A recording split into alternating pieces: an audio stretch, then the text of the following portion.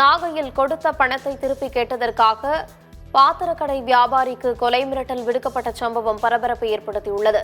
நாகை மாவட்டம் அண்ணாசிலை அருகே உள்ள சார் அகமது தெருவில் சரவணமுருகன் என்பவர் பாத்திரக்கடை நடத்தி வருகிறார். இவர் வியாபாரம் தொடர்பாக வாஞ்சூரைச் சேர்ந்த லோகேஷ் என்பவரிடம் 1 லட்சம் ரூபாய் கொடுத்துள்ளார்.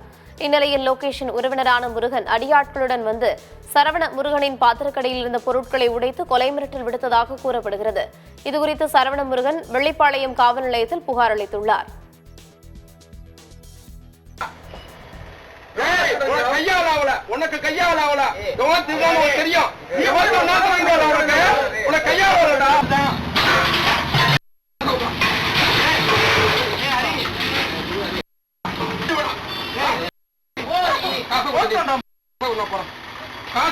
எனக்கு அவர் 1 லட்ச ரூபா பணம் தர வேண்டியது. அதை திருப்பி ஸ்கிராப் போடும்போது கழிச்சிட்டு கொடுத்ததுக்கு அடியாட்களை கொண்டு என்னை கொலை மிரட்டல் பதிவாக மிரட்டுறார்.